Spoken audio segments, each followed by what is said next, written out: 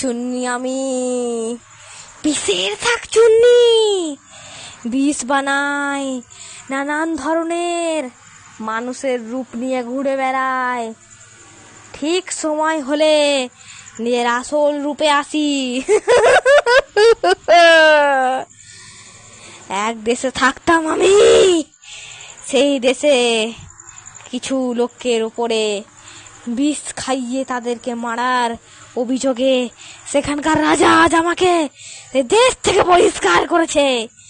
সেই রাজাকে আজ আমি নিজের বিষ খাইয়ে মারবো।